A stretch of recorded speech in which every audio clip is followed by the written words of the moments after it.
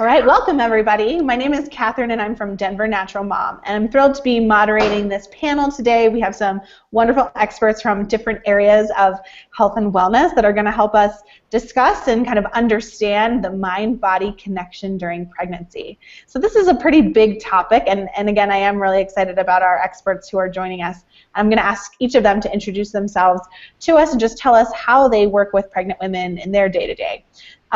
So Kendra, do you want to kick us off? Sure, thank you. My name is Kendra Dukas, and I work at the Catalyst Center. I'm the assistant director and one of the therapists there. And so I work with pregnant women all day long, doing therapy and neurofeedback training for them as well. And I can talk a little bit more about that in a minute. So we're a practice that's really focused on... I have earbuds. The problem is, Joanna, I was planning on using my iPad. I didn't know I couldn't, and so I'm trying. And we're getting to work with women all sorts and families during all of those phases. So this is one of the topic areas that is nearest and dearest to my heart. Great, fantastic. And Dr. Morrow, would you like to introduce yourselves to us? Sure. Good afternoon, everybody. I am Dr. Mara Fletcher, and I'm a prenatal chiropractor at Wellbeings Chiropractic Family Health in North Lakewood. And I work with pregnant women every week, and my main job is to check their nervous system and pelvis, and we can get into more details about that, so that they have a balanced body. Having that balanced physical body helps to create, they go hand in hand, but having a balanced physical body helps to create a balanced emotional body. And we'll talk more about that connection. But my job is to create balance in the body through the chiropractic adjustment, so a woman can have a easier pregnancy, more comfortable pregnancy, easier labor, and easier recovery. Thanks for having me today, Catherine. Yeah, our pleasure. Thanks for being here. Okay, let's see. Amy, can you hear us? I'm just gonna. She may have muted herself. Let's see. Okay. All right. Well, we do have a nurse midwife from Baby and Company here, and just experiencing a few technical difficulties. But as soon as we get the word that she's ready, we'll have her introduce herself to all of you. I guess the first question. Catherine, can you hear me? It's yes. Amy. Hi. I'm clearly having technical difficulties. I can't hear you and speak to you and be on the camera at the same time this moment, but I'll fix that in a second. But I thought I'd at least say hello. Why don't you go on ahead and let me finish getting this straight, and then I'll join in the conversation. Okay, that sounds great. Thanks, Amy. Thanks. So I think one of the first questions that we have to kind of address just to open this topic up is, how connected are we? I mean, obviously we're carrying these babies inside of us, but maybe from both the mental, emotional side, Kendra, if you can speak to that, and Mara, the physical side. I mean, are our babies feeling what we're feeling? And how do we know that? I'd love to get some insight from you guys. Kendra, you're nodding, so I'm going to call on you first. Sure. So yes, from an emotional perspective, absolutely, our babies are very connected with us during pregnancy. So that's well documented in research. And we know that that things like stress hormones and just different feelings that the mother is having that the baby is also having, and that actually stress hormones stay longer with the fetus than they do with the mother. So it is something that we want to be aware of. I think when we hear that as moms, it can feel like a lot of pressure, and sometimes people can very easily go to an, oh no, am I going to be damaging my baby? And I want to take a much different perspective than that today and look at, actually, it's not about not having any stress. It's about what do you do and how do you mitigate that stress, because we definitely know that it affects the baby as well, just as positive emotions do. That's why mindfulness during pregnancy is so important and so valuable. So I don't know if Mara wants to take over the physical piece, or... You ready, Mara? I am. I'm just keeping myself muted for yes. mothering reasons. So, Kendra, you make a good point about stress exists in our life. I mean, unless you move into a, I say Buddhist meditative state and you've mastered that, stress is part of our life, whether it's physical, chemical, or emotional. And those stressors affect the physical body. And I feel that when I put my hands on somebody each week when I work with pregnant women, I can put my hands on the neck and on the pelvis and say, what's going on this week? Oh, how did you know? Blah, blah, blah, blah, blah. So I think in conjunction with what you said, Kendra, is stress exists not to do the guilt on ourselves about, oh no, I was under so much stress during pregnancy, but what can you do to mitigate that stress? And I, as a chiropractor, think one of the things you can do is self-care, taking care of your body, and one category of that is the chiropractic adjustment. But that emotional stress, 9 out of 10 times, often the cause of that physical tension in the body, the root cause of that is an emotional root. Okay, so I have to ask you a follow-up, Mara, and I guess we can go ahead and tell people that you are my prenatal chiropractor, so Lord knows what you feel when you put your hands onto my body. But let's talk a little bit about how that stress kind of manifests in the body, or what are the things that you notice, in a pregnant woman when maybe she isn't releasing the stress like Kendra's going to teach us to do in a little bit here. So, I talk to people about this. Part of my training as a chiropractor is training my hands to what I feel. And so when I assess the body, I want to feel the same tone top to bottom. So when I put my hands on someone's pelvis and it feels completely different than their neck, there's a disconnection in the body. And I ask myself, and I ask the client, do you feel that disconnection? And sharing what my hands feel and trying to communicate that to non-chiropractor is sometimes difficult, but some of the things I look for is body temperature. I look for muscle tension. Is it, because we have tension in our bodies to stay erect. I mean, that's what our muscles need to be tense, but is it equal tension in the thoracic spine as in the cervical spine, which is the neck? Is one side of the body completely loosey-goosey and the other side just like a rock? So in short, I look for balance and imbalance, both in muscles, bone, ligaments, etc. Is that the kind of information you were looking for? Yeah, I think so. And I bet, Kendra, you probably can even weigh in from seeing clients in your office that maybe are, not dealing well with stressors, so maybe you can elaborate too. Sure. And yeah, everything Mara said is so true, and I really believe in that mind-body connection. So I think absolutely emotional stress manifests as physical stress, and vice versa as well. So what I see when women and families come in is, and I guess maybe it's more about what I hear, and then similar to what Mara's talking about, she has a feeling with her hands that might be hard to describe to non-chiropractors. I use a lot of my gut feel as a clinician too. So what is my sense in just being across the room from this person or from this family? So I'm looking for and listening for a lot of those kind of guilt and shame responses. So like we talked about, I think a lot of times when people are feeling stressed, they're also feeling very ashamed, or then of course feeling guilty for feeling that stress. We're a society that's very much about feeling good, and even when we don't, we pretend we do. And so that's a lot of what I'm looking for.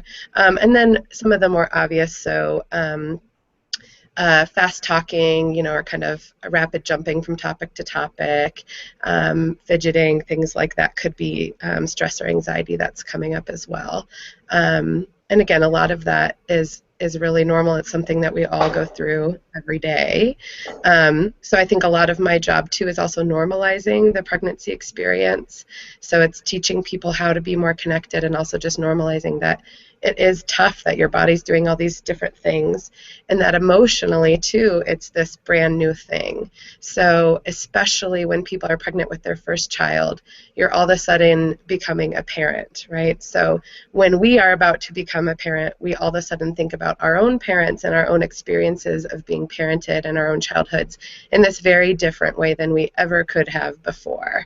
And even if we have done a lot of work or thinking about that in the past, I like to say it's like taking an elevator down to a floor that you need a secret pass key for, and becoming pregnant and then giving birth is often what that pass key is.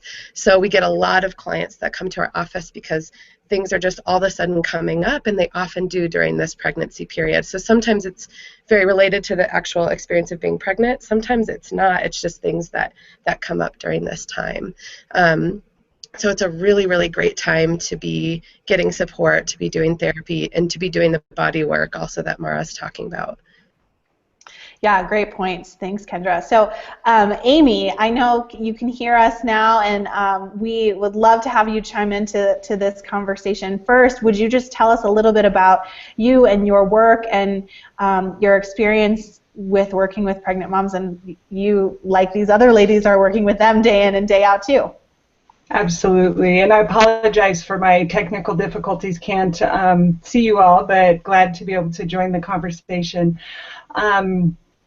So I am just a passionate midwife. I've been working with women for over 20-some years and feel quite fortunate to now be working in a freestanding birth center, Baby and Company in Wheat Ridge, where really able to delve deeply into this topic we're talking about of mind-body connection. And as a midwife, but also as a parent, I see that our deepening of our understanding of that mind-body connection just increases or enhances the work we do in parenting. I so appreciate when I care for women during their pregnancy, and the focus is so much on that labor and birth and that experience, which is valid and so important.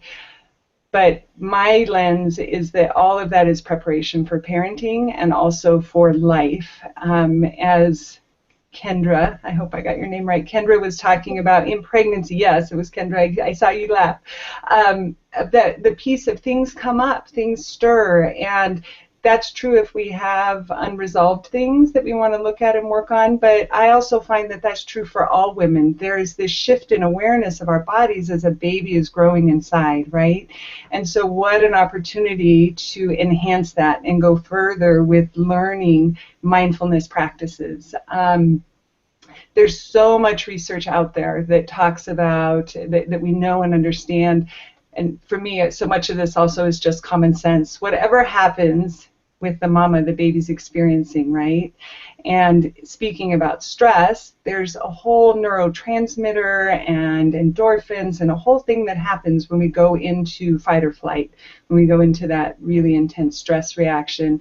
And somehow, what we know research-wise is women that experience chronic stress, it has a significant impact on their pregnancy and on their newborn and on their child as they're growing and developing. And so we can take that understanding to say, how does that impact with just the day-to-day stress that we all live with? And again, such an opportunity for us to be able to start practicing. What do we do when anxiety arises? Because this work of growing a baby and parenting, stress arises.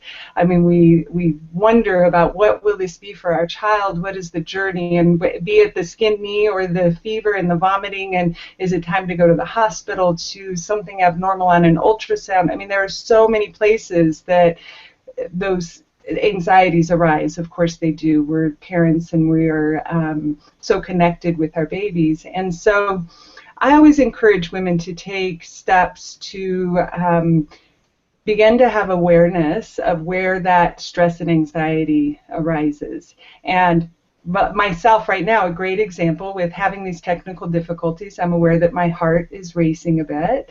I have a tiny bit of cotton mouth. I mean, it's anxiety provoking, to be sure.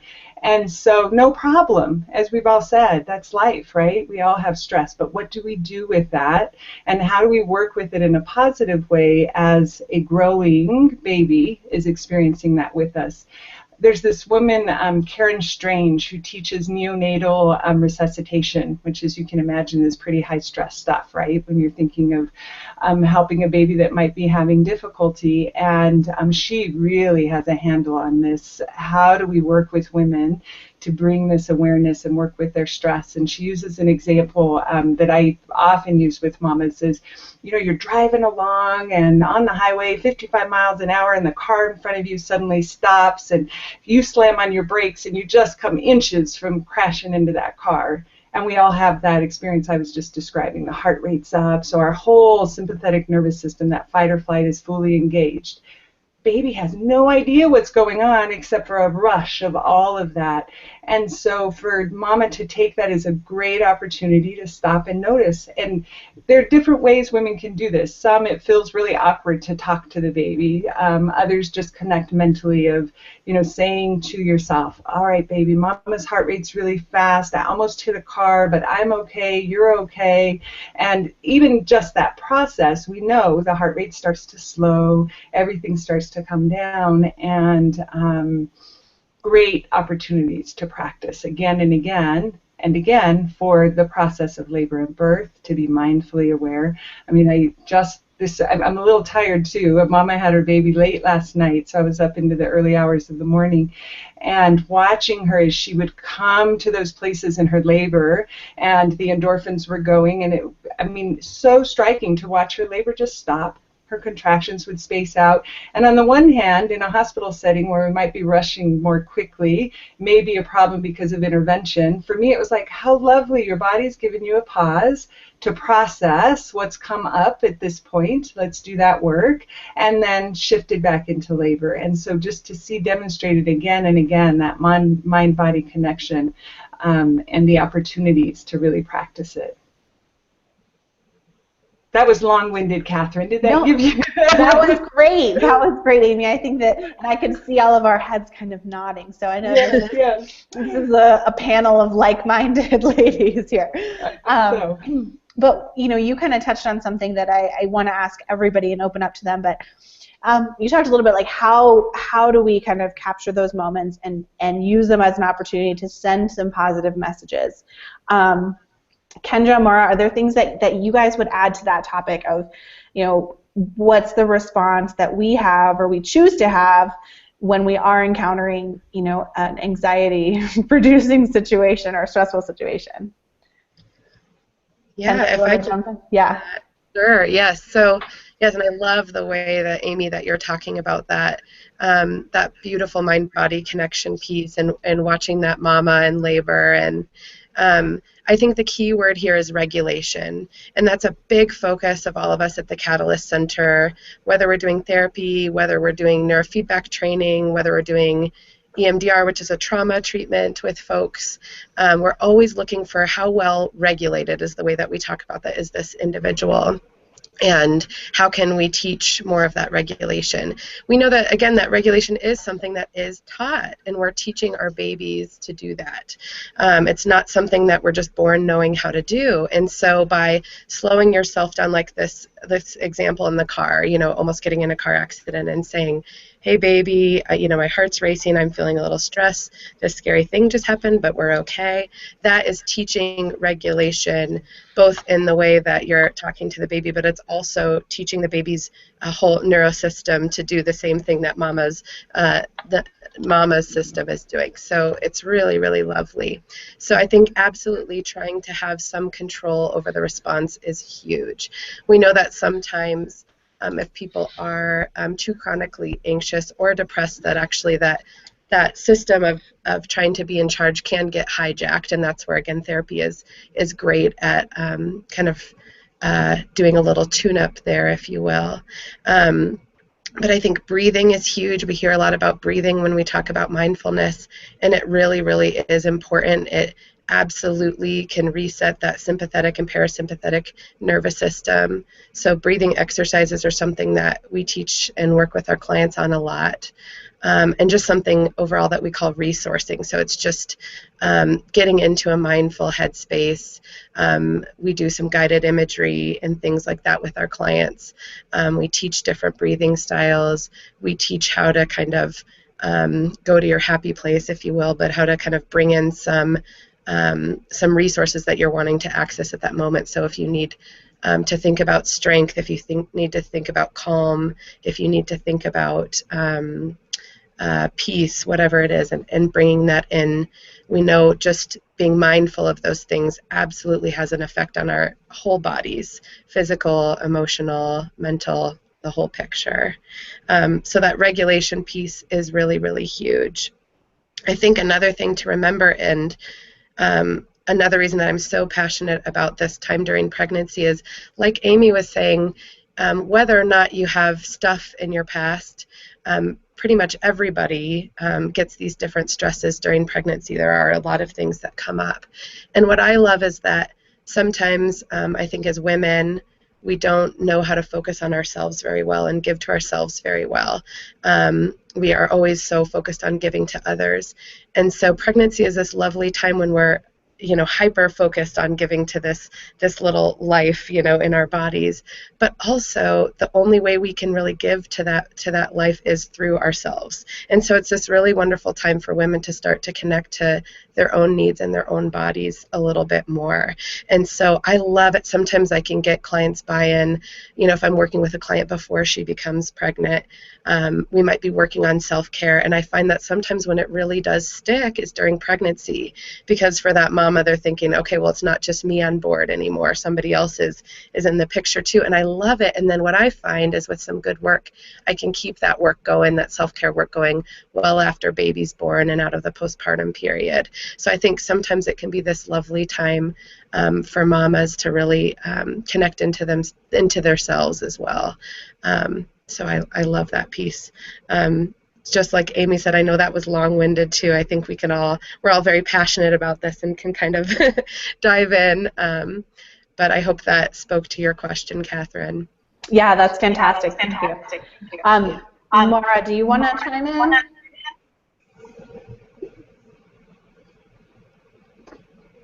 Yeah, so oh, am I echoing? Okay. The breath is one of the hugest things to use. And I see pregnant women at least one time a week, if they're not seeing more than that in our practice. And so helping women to just simply become aware that they're holding tension in their body is huge.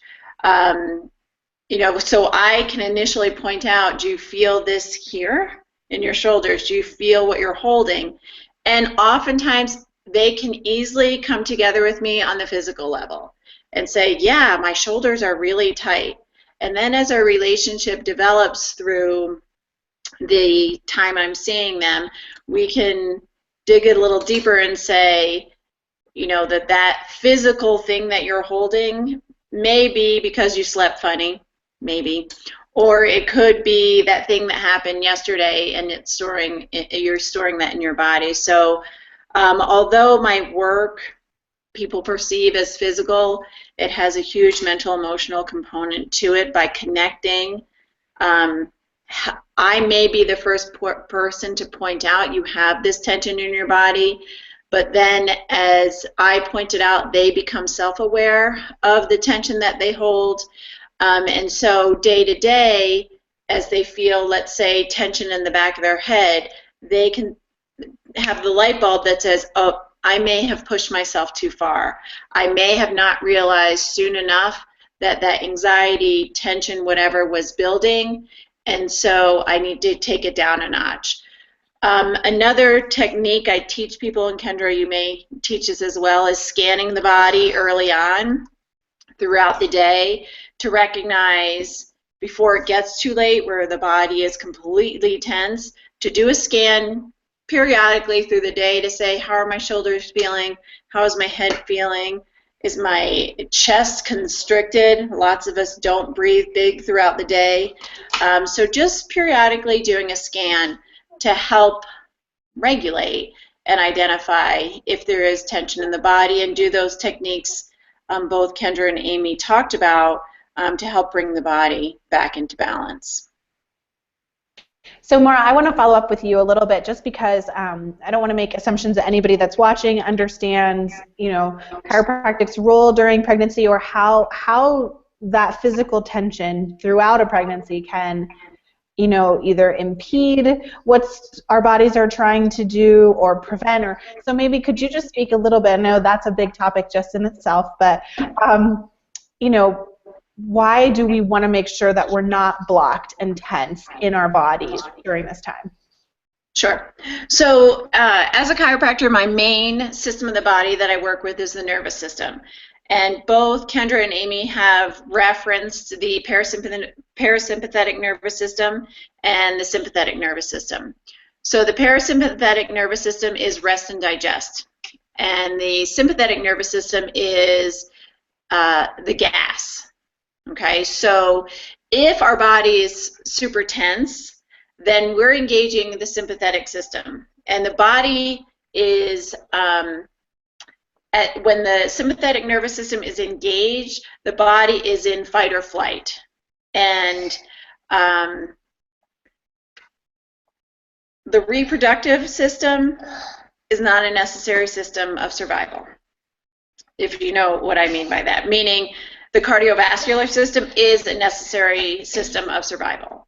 The brain and nervous system is a necessary system of survival. So those systems that are necessary for survival get the most juice or energy of the body when we're in a sympathetic state.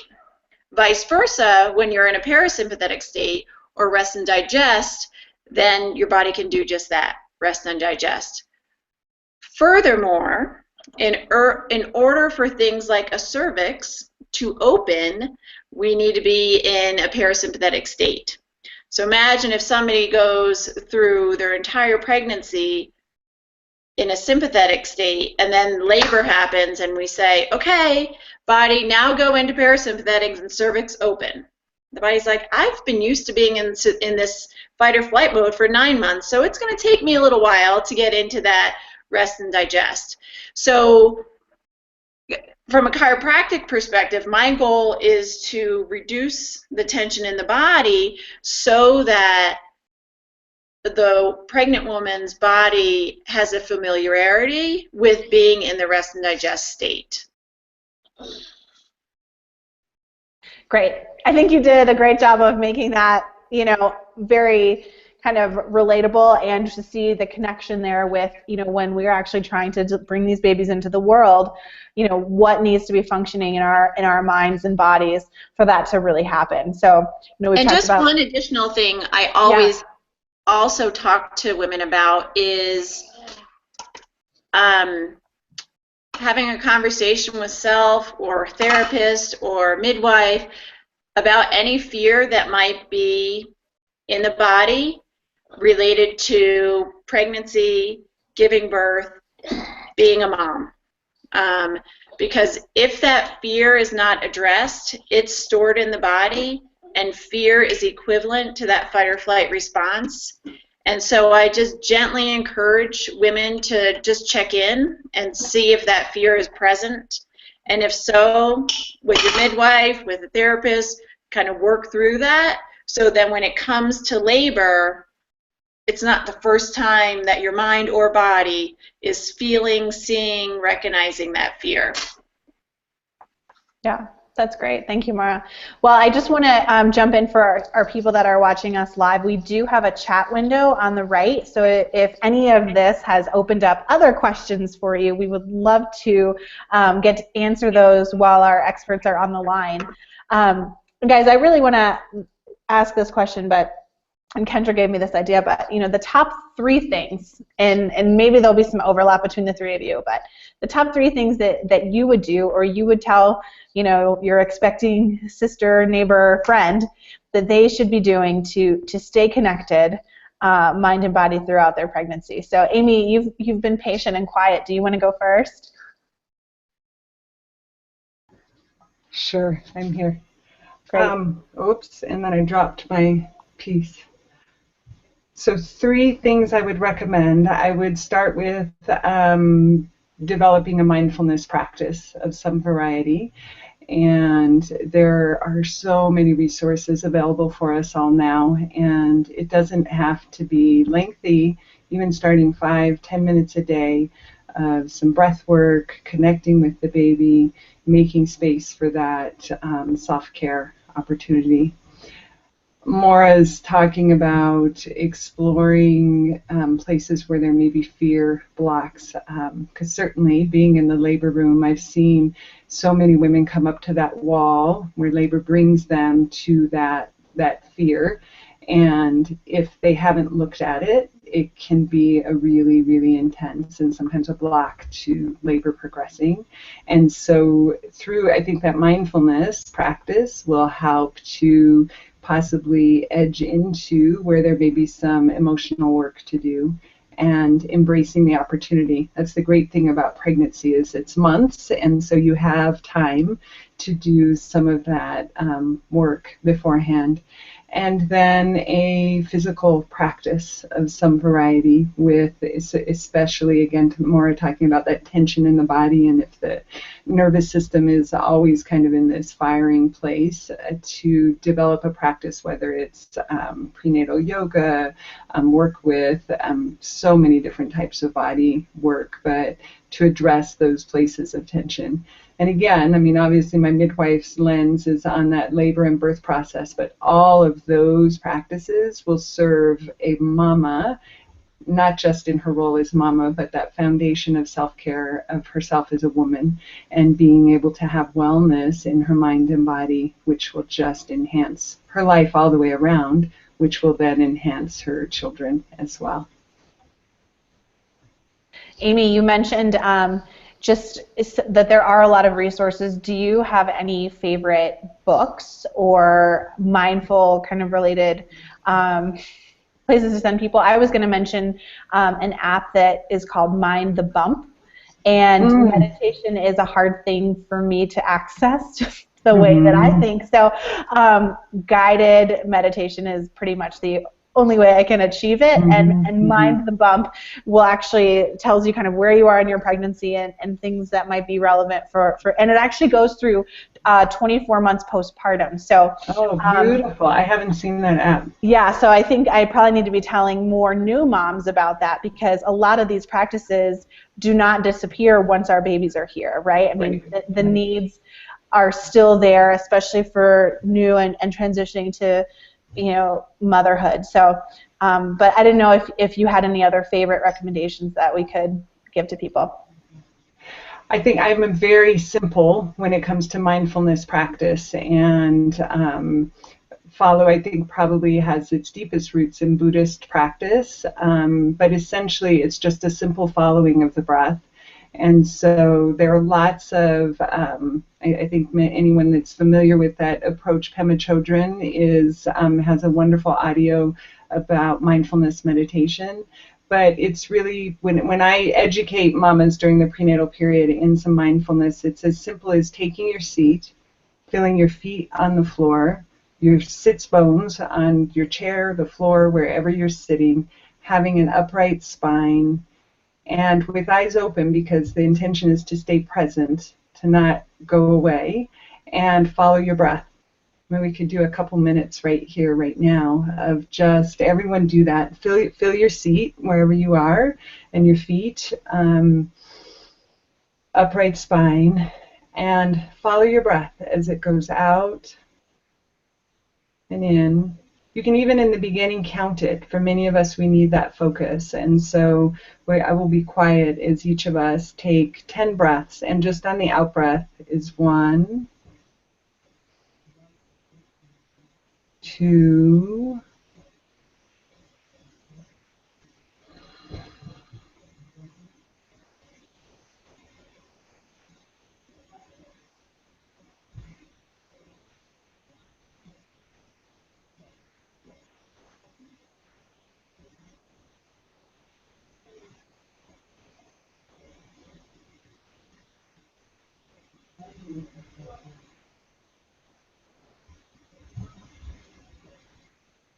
And so that's a count of 10.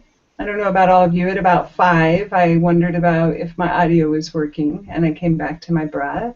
I noticed how I was sitting. I came back to my breath, and that's the practice. At first, it's so uncomfortable because we see all of this busy that's happening in the mind. It's not a problem. That's the point, is that we start to be able to notice what's happening in our mind, and that's simple. That took us not even a minute, right? And so to take some opportunities over the course of the day, maybe there's a physical discomfort or an anxiety that arises, and just to set that intention, I'm going to stop wherever I am and follow my breath to a count of 10. And then it can progress from there. But I think that's a great starting place for people that are beginning to explore what is mindfulness. That's such a great answer, Amy, especially for, you know, those of us that have a stack of books about birth and parenting that we're trying to read. So maybe I should be thanking you for not giving us another book on mindfulness to read as we're getting ready for everything else. Yeah. You're welcome. But it's wonderfully simple, and I think you know, that's comforting in some level that it's achievable and accessible to all of us, and we don't have to download an app. We can just sit and breathe. So thank you very much for sharing that. So did we hit your 3? Welcome. Yes, I think so. Okay, wonderful. All right, Kendra, this was your question, so I'm eager to hear your top 3. Yes. So very similar to Amy's, my top is just daily mindfulness practice, whatever that looks like. And again, something just as simple. I always say never underestimate the power of 5 minutes. I think we get very black and white around self-care, very all or nothing. And it's like, oh, if I don't have 2 hours to do what I want to do, then I'm not going to get my self-care in today. And I hear that a lot. And really, I mean, if you have 2 minutes, if it's while you're going to the bathroom, anything like that, and just have a couple of minutes in your day, you can do a really lovely reset, similar to what Amy just taught us all. So I think that's my number 1, is just a daily mindfulness, and then trying to connect that into baby, thinking, hi baby, I'm thinking of you, that kind of a thing.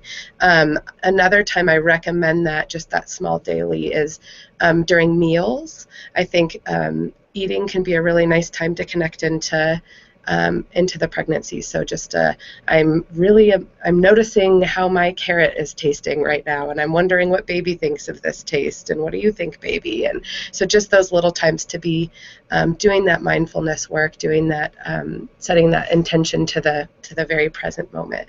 So that's one. Absolutely. Talking to somebody about what's coming up. So obviously as a therapist, I'd recommend that be a therapist, but it can be other moms or a mom's group. It can be a support group. It can be your midwife. It can be your doula.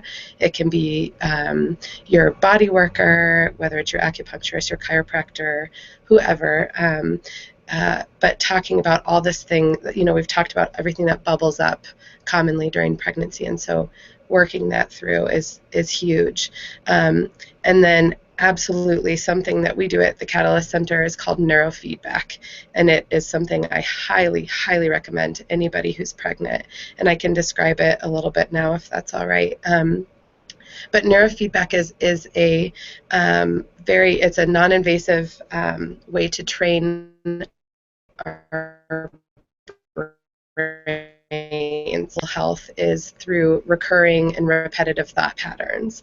And so what neurofeedback is a very highly advanced computer software system that's loaded onto a laptop in our case, and then the client is hooked up to some different leads that are placed on the scalp and on the ears, and the computer software system is monitoring what's happening in the brain waves and brain patterns of the client, and then is providing feedback to that client through the form of music. So it's just through an audible, so nothing is going into the brain, it's not shocking, it's not anything like that.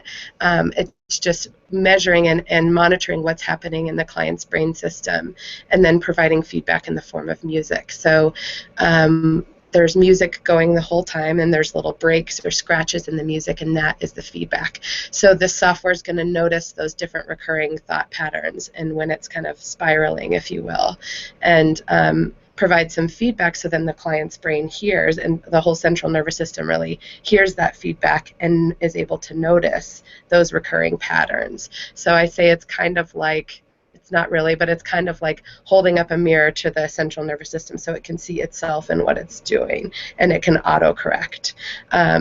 So over time, over its training for your brain, just kind of like you go to the gym or whatever for your body, it's training for your brain, and what it's training is regulation. So it's helping the person's brain and central nervous system to down-regulate, to again get into that more of that parasympathetic, get out of the fight, fright, or freeze system.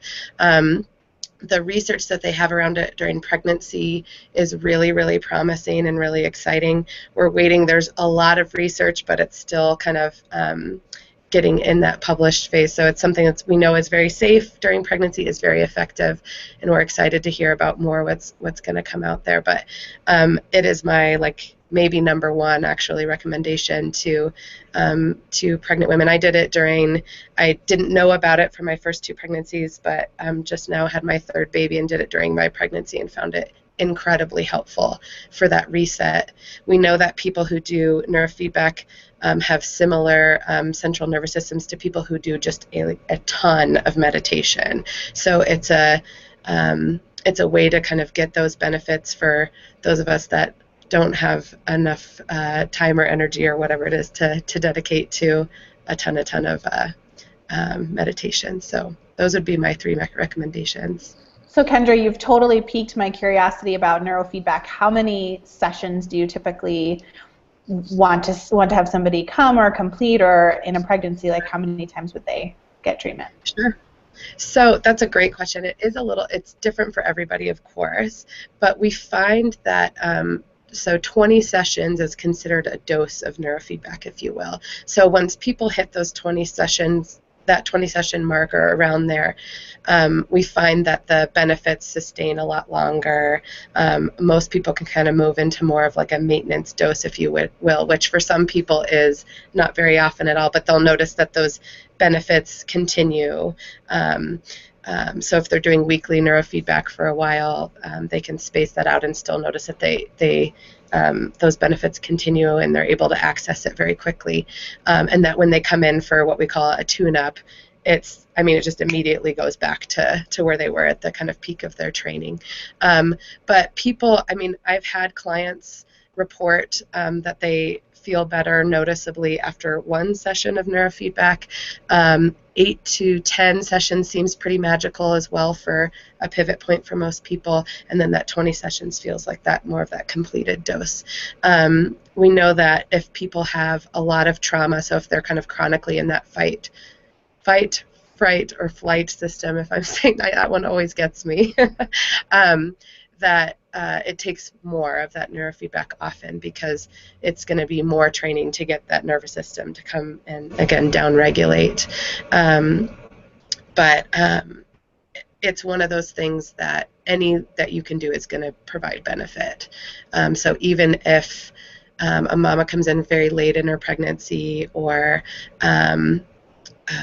anything like that, even a couple sessions, we know all those things are going to provide benefit. It's training the brain to get there. So we usually recommend, I have some of my pregnant clients come in multiple times a week. It's something that we can do during therapy or separate from therapy. So we have a nice, dark, soft, relaxing room, and they can come in and get their neurofeedback dose in, if you will. Weekly is, I think, weekly or twice a week is what I would say recommend during pregnancy. Thanks, Kendra. Yeah. Those are great. Yeah. Okay, Mara, we're ready for your top 3 if you're ready to share. So top 3 things I would recommend to a pregnant friend, sister. That's a question? Yeah. So this will sound, of course, like a shameless plug, but I cannot imagine going through pregnancy without a chiropractor. For the comfort that people receive and the effects it has on labor and delivery. So that's one suggestion. The second suggestion, and someone gave this to me, and I wish that I had done this, and I didn't.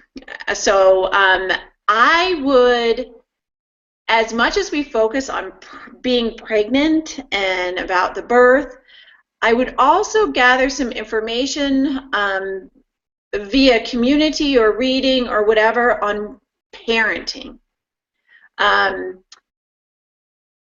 Because, man, you're pregnant for somewhere between 37 and 42 weeks, and you're a parent forever.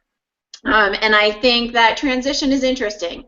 So I would do some community building early on what it's like to be a parent. And then thirdly, find your birth team. So a birth team is different for different people, but a team of people that support you mind, body, and spirit. And that's different for different people. But what I find when I talk to my moms in their postpartum visit, those that have had a team that knows what they want and helps them keep that, they have a much happier pregnancy, labor, birth, and transition to parenting. So some examples could be your chiropractor, your therapist, absolutely the right birth care provider. And so I've had many people talk to me about, you know, Dr. Mara, I don't know, I just don't like my OB or my midwife, and I'm like, sister, she's going to be there for a pretty big event, so, you know, get that person that really supports you. It might be a fitness trainer. It might be an acupuncturist, whatever, but find that team and don't go it alone. And so those are my top 3 things I would say to myself again, my sister, or my best friend. Yeah, those are great, Mara, and that's an excellent segue because on Tuesday, our next wellness webinar is about building your birth team, starting with your partner. So we're going to be really diving into that topic. So if anybody is watching today and wants to learn more about that very topic, we'll be spending an hour on Tuesday at noon kind of going into how to build a birth team and how to get people on board and why we need a team, why it's not just us. So thank you for that. And I just to wrap up, I want each of you to kind of share opportunities where people can learn more about the work that you do with pregnant mamas and how you're serving this community. But I also want to mention that everybody on this panel is going to be involved with our event on Saturday, the Wellness Village at Baby & Company in Wheat Ridge from 9 to 1. And it's going to be just a fantastic morning. We've got 30-plus different providers, as well as some great Colorado companies and brands that families just need to know about. So we definitely want to extend the invitation for all of you to be joining us on Saturday morning, as well as tuning into the rest of this wellness webinar series. And then to wrap up, I just want to ask each of you to kind of share where people can find out more information or get in touch with you.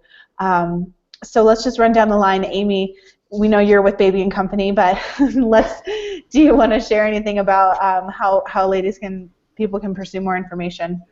Absolutely. So Baby & Company, easy to find online. All right, we have a website, babyandco.com. It's babyandcompany.com. Sorry about that.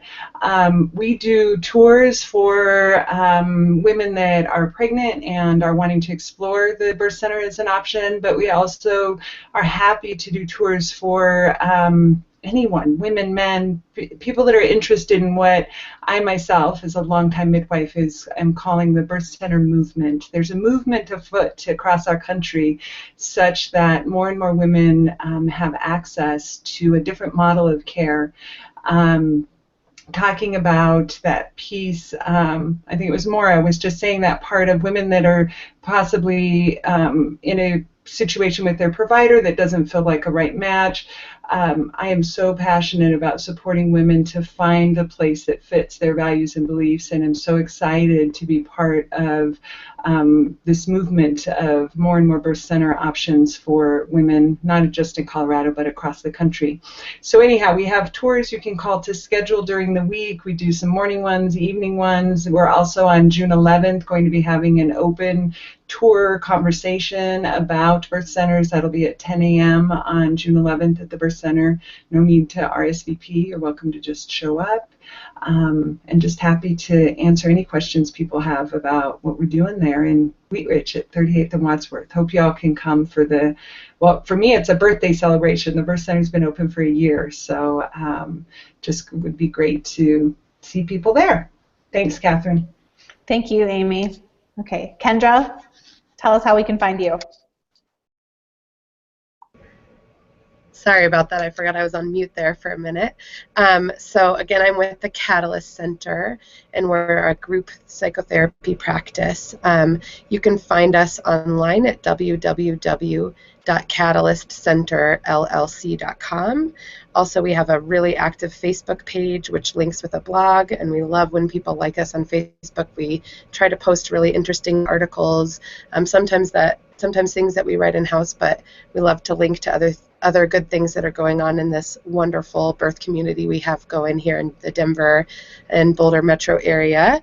And so great information. Our website has profiles of all the different therapists here, so people can get a picture of who we are before they come in, see who seems to kind of speak to them and feel like a great fit. We also have a postpartum support group, and I'm just coming back off of maternity leave, so I am almost sure that it is Wednesday mornings, and the other providers here will be upset at me that I don't know that off the top of my head, but I know it was changing right around the time that I went on to maternity leave. So I believe Wednesday mornings. We are also looking to get a dad's group going, which is so exciting. And then obviously we provide individual, couple, and family therapy, as well as neurofeedback training. We work with trauma, we work with parenthood and like parent coaching, all that kind of stuff. So we have lots of things going on in-house. I think there are like 11 of us here now. So lots of different things to offer. So please give us a call or go to that website, that catalystcenterllc.com. And you guys are also raffling off a session of neurofeedback on Saturday. So if people are intrigued by that, like I am, yes, they need to stop by your booth on Saturday at the Wellness Village and check that out. So, and Mara, of course, yeah, will you tell us what Wellbeings is all about and where people can learn more about you and your work? Sure. Again, I'm Dr. Mara with Wellbeings Chiropractic Family Health, and we are in North Lakewood at 20th and Wadsworth. We are, although I only see pregnant women, we are a family, the prenatal family chiropractor. You can find us online at www.wellbeings.chiropractic.com. You can find us on Facebook, Wellbeings Chiropractic Family Health. And right now we are in our annual summer grill giveaway, and as part of that, about 4 times a year, we like to offer a new client special. So our typical exam is $99 for children, and pregnant women are $119 for the non-pregnant person, and that is $29 through the middle of the month, I think. Again, like you, Kendra, I should know those details. We will also have that coupon available at the event on Saturday, but if you feel like you or someone in your family or your circle could benefit from chiropractic care, give us a call or find us on the web. Also, we have great testimonials on our website. A great place to hear what your community thinks about Wellbeings is to find some reviews on Yelp or Google. People have written some really great testimonials about our practice. So, and you can always call us and chat with myself or Dr. Jacob, and we'd be happy to answer any questions. Yeah, fantastic. Well, thank you all. You guys are wonderful resources for this community, not just expecting moms, but parents and families of all kinds. And I really appreciate you being so generous with this information today. I think anything that we can do, for me personally, being pregnant right now is inspiring and great reminders of what I can be doing throughout my day, every day, that don't have to feel black or white, but help me to live in that gray, which we know our lives are full of that gray. So thank you again, and we'll be posting this replay for everybody and links to these wonderful providers so that you can find them more easily. Bye now. All right.